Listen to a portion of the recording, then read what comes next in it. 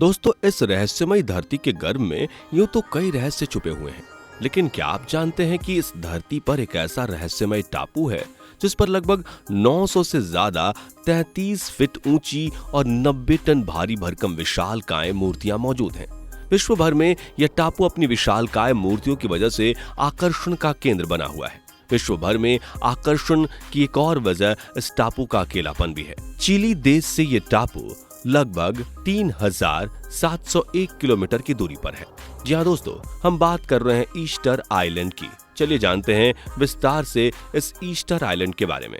प्रशांत महासागर के चिली देश से लगभग 23 मील यानी कि 3701 किलोमीटर की दूरी पर नीले समुद्र के बीचों बीच इस अकेले और रहस्यमय टापू को लोग रापा नुई के नाम से भी जानते हैं। इस टापू का क्षेत्रफल 163.3 किलोमीटर यानी कि 63 मील है।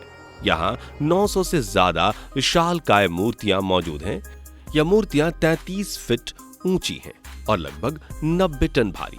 अब प्रश्न यह उठता है कि इतनी बड़ी 33 फुट ऊंची मूर्ति और 90 टन भारी मूर्ति किसने बनाई होगी और उन्हें एक स्थान से दूसरे स्थान तक कैसे लाया गया होगा? आखिर इन मूर्तियों को बनाने का मकसद क्या रहा होगा? क्या यहाँ पहले कभी इंसान भी रहते थे और इसके बारे में सबसे पहले किसे पता चला? चलिए जानते हैं इन सभी प्रश्नों का उत्तर। बात है सन 1722 की। यूरोप के खोजकर्ता जेकब रोगेबीन समुद्र मार्ग से यात्रा पर निकले थे। इसी दौरान वे ईस्टर आइलैंड गलती से पहुंच गए। उन्होंने देखा कि कुछ विशाल मूर्तियां समुद्र की तरफ पीठ करके खड़े हुए हैं। उन्हें यह नजारा रोमांचक लगा और इस द्वीप के बारे में जानने के लिए वह आगे बढ़े और इस टापू पर उपस्थित इन मूर्तियों को गौर से देखने लगे। शुरुआत में जैकब को इस टापू पर कुछ लोग भी मिले, लेकिन उनको भी इन विशालकाय मूर्तियों के बारे में कुछ पता नहीं था। इसके बाद यह रहस्यमय द्वीप दुनिया के सामने आया और सभी के मध्य एक आकर्षण का केंद्र बन गया। बाद में कई सारे शोधकर्ता, खोजकर्ता और पुरातत्वविद रापा नुई यानी कि ईस्टर आइलैंड पर पहुंचे और इस बारे में जानकारी निकालने में जुट गए।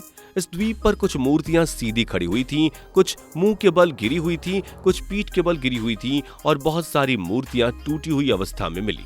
कुछ शोधकर्ताओं का मानना है कि यह मूर्तियां एलियंस के द्वारा बनाई गई हैं, लेकिन बाद में यह बात गलत साबित हुई, क्योंकि मूर्ति बनाने में जिस पत्थर का प्रयोग किया गया था वह पत्थर इसी टापू के ज्वालामुखी के पास से लिया गया था। पहले ऐसा माना जाता था कि इन विशालकाय मूर्तियों के सिर्फ सिर जमीन पर रखे हुए हैं, लेकिन सन 2012 में शोधकर्ताओं द्वारा मूर्तियों के आसपास खुदाई करना शुरू किया गया और खुदाई के दौरान पता चला कि यह मूर्तियां सशरीर हैं और इनका आधा हिस्सा नीचे जमीन में धंसा हुआ है। ऐसा माना जाता है कि यह मूर्तियां सशरीर खड़ी हुई थी, लेकिन धीरे धीरे यह जमीन में धंस गईं। शोधकर्ताओं का मानना है कि यह मूर्तियां 12वीं सदी से 16वीं सदी के बीच यहाँ के स्थानीय निवासियों द्वारा ही बनाई गई हैं। और सबसे चौंकाने वाली बात यह है कि लगभग 13वीं सदी के लोगों ने पत्थर से उकेर कर इन मूर्तियों का निर्माण किया। रापा नुई के लोगों द्वारा यह मूर्तियां अपने पूर्वजों के सम्मान में बनाई गई थी।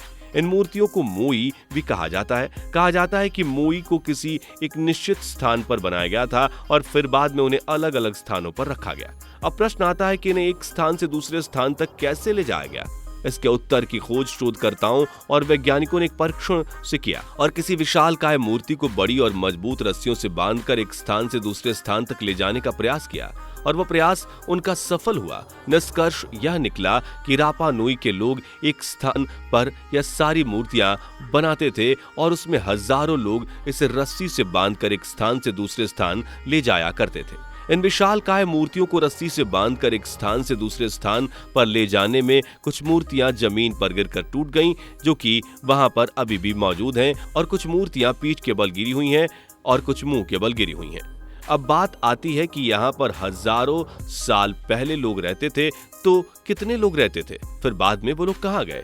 पुरातत्वविदों और शोधकर्ताओं के अनुसार हजारों साल पहले इस द्वीप पर लगभग 17,000 लोग रहते थे, जिनमें से किन्हीं शिल्पकारों ने ये मूर्तियां बनाई। हजारों साल पहले की यह शिल्पकला आज भी सराहनीय है। खोजकर्ताओं को इस द्वीप पर हजारों साल पहले बहुत घने जंगल होने के साक्ष्य भी मिले हैं, लेकिन वर्तमान में इस द्वीप पर बहुत कम पेड़ बचे हुए हैं और इसका कारण पुरातत्वविदों के अनुसार ये है, रापा नुई के ज्यादातर लोग किसान थे और वे खेतों के लिए और मूर्ति बनाने के लिए व मूर्ति को एक स्थान से दूसरे स्थान पर ले जाने के लिए पेड़ों की अंधाधुंध कटाई करने लगे। शुरुआत में उन्हें कुछ पता न चला, लेकिन ये पेड़ काटते गए और पूरा जंगल नष्ट कर दिया। बाद में जब अंधाधुंध कटाई से जंगल नष्ट हो गया और जब जमीन बंजर होने लगी, तब उन्हें यहाँ रहना दुश्वार हो गया और उनके खाने के लिए भोजन की कमी पड़ने लगी।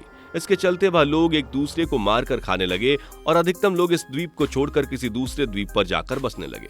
इस तरह से यह द्वीप एक दूसरे को मारने के कारण और जंगल की अंधाधुंध कटाई के कारण खत्म हो गया। तो ये थी ईस्टर आइलैंड की सच्चाई, जहां कुशल कारीगरों ने पत्थर से कुछ ऐसे शिल्प बनाए थे जो आज भी पूरी दुनिया का ध्यान अपनी ओर खींचते हैं।